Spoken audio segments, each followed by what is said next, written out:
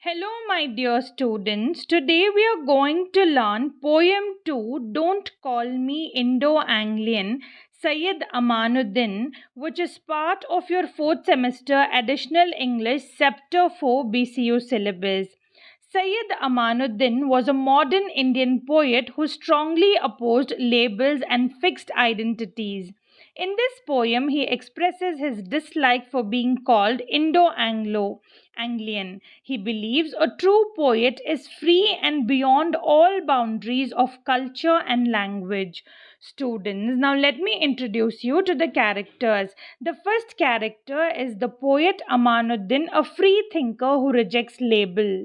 The second character is society, who are addressed as they, people who judged and categorize others. The third character, a great poet, symbol of universal identity.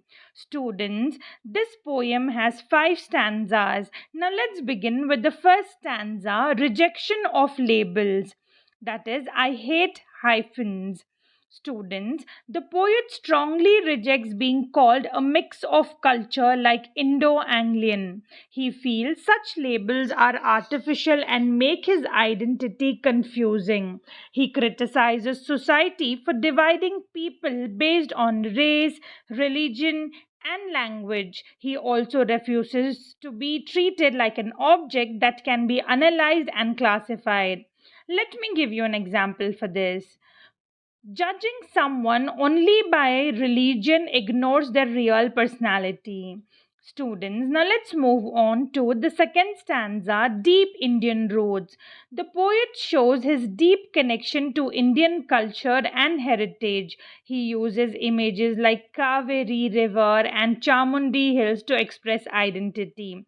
These symbols show that India lives in his body, mind, soul, and blood. He proves his roots are strongly Indian. For an example, even abroad, people still feel connected to their hometown. Now let's move on to the third stanza, that is freedom of thought. Students, the poet Amanuddin says he is not limited to one identity or place. He has explored different languages and believes to find truth. He fights against narrow thinking and prejudice. His imaginations allows him to travel freely across the universe. For an example, learning different cultures makes a person open minded. Students, now let's move on to the fourth stanza, that is universal poetry. Students, the poet rejects being grouped into a small category of writers. He feels such labels limit his creativity and identity. He wants to connect with great poets from different cultures. This shows that poet is universal and beyond boundaries. For an example, people enjoy songs from any language because emotions are universal. Students, now let's move on to the fifth stanza, that is the last stanza, identity of a poet. The poet accepts that he writes in English but is not English.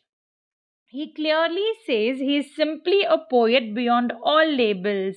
His identity is not limited by language or nationality.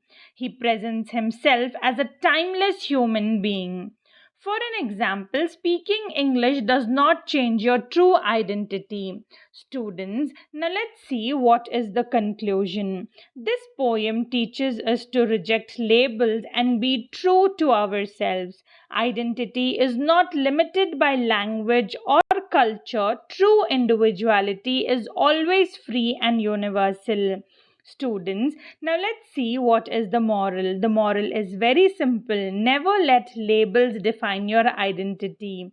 If you like the video, don't forget to like, share, subscribe, and comment, and keep supporting the channel. See you in the next class. Until then, bye.